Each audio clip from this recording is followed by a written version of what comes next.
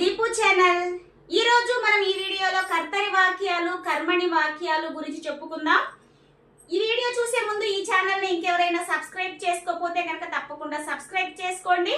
Video ending వరకు చూసి like చేయండి.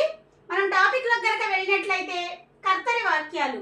అసలు ఫస్ట్ కర్తరి వాక్యం అంటే ఏంటో చూద్దాం.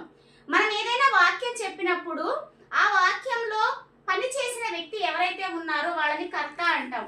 మనం ఎగ్జాంపుల్ కనుక తీసుకున్నట్లయితే వాల్మీకి రామాయణాన్ని రచించాడు.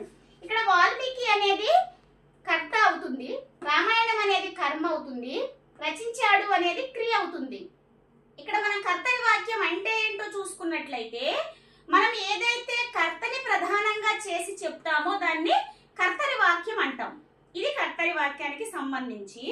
నెక్స్ట్ ఈ వాక్యాన్ని మనం కర్మణి వాక్యంగా మార్చాలి అంటే ఏదైతే వాక్యం చెప్పుకున్నప్పుడు కర్మని ప్రధానంగా చేసి చెప్పినట్లయితే గనక దాన్ని కర్మణి వాక్యం అంటాం. ఇందాక చెప్పిన ఎగ్జాంపుల్లోనే వాల్మీకి రామాయణాన్ని రచించాడు అనే ఈ వాక్యాన్ని తీసుకున్నట్లయితే ఇక్కడ రామాయణం వాల్మీకి చేత రచించబడెను. ఇక్కడ కర్మని ప్రధానంగా చేసి చెప్పాం కాబట్టి ఇది కర్మణి వాక్యం అవుతుంది. దీనిని మళ్ళీ మనం వాల్మీకి చేత రామాయణం రచించబడెను అని కూడా చెప్పొచ్చు. మనం ముఖ్యంగా ఈ కర్మణి వాక్యంలో గుర్తుంచుకోవలసిన విషయాలు ఏంటంటే ఇక్కడ ఈ చేత బడు అనే ప్రత్యయాన్ని గుర్తుంచుకోవాలి.